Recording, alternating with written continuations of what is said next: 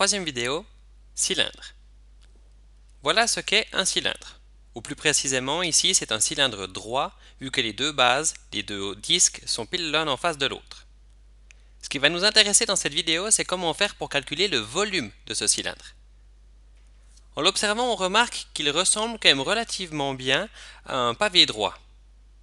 Tous les deux sont droits, tous les deux ont une hauteur, tous les deux ont également une base. En réalité, ils sont tellement proches que la formule pour calculer le volume des deux est identique. En effet, pour calculer le volume d'un cylindre, on fait l'aire de la base fois la hauteur.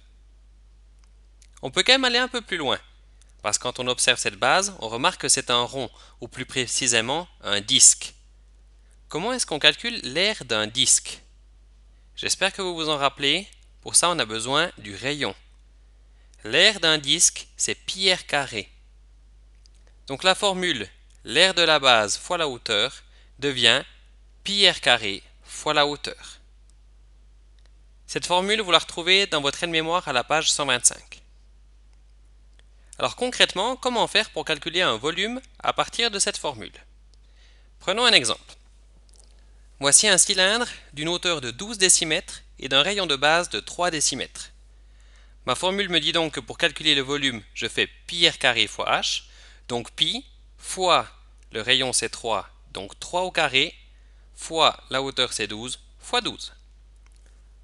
En effectuant mes calculs, je tombe sur un résultat de 339,29 décimètres cubes.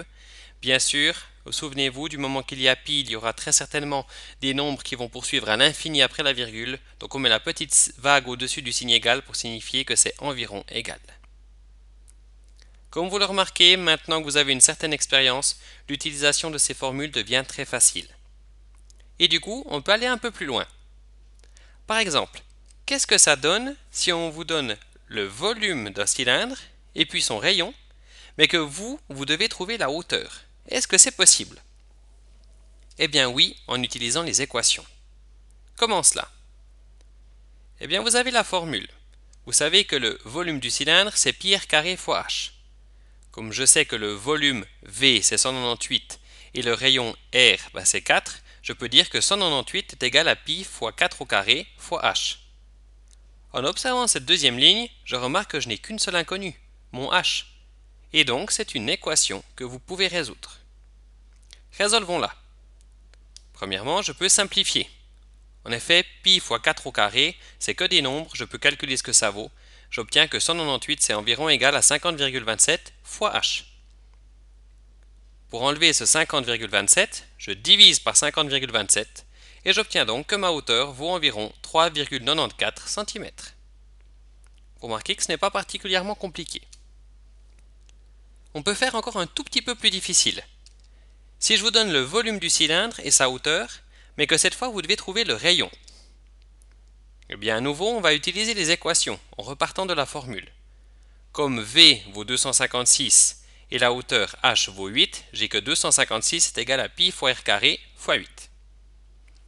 Là, la petite subtilité, vous remarquez que mon inconnu r est au carré. C'est donc une équation du deuxième degré que normalement vous ne savez pas résoudre.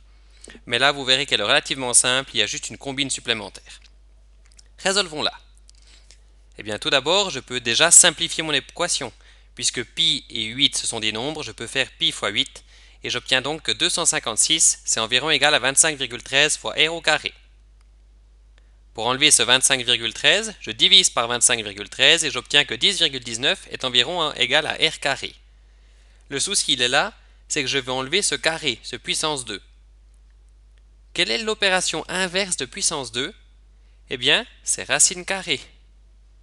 Donc, en faisant racine carrée, j'obtiens que 3,19 est environ égal à R, donc le rayon du cylindre vaut environ 3,19 mètres. Maintenant, grâce à la formule du volume du cylindre, vous êtes capable de calculer son volume, son rayon ou sa hauteur. Cela vous sera utile pour les 3 prochains exercices du plan.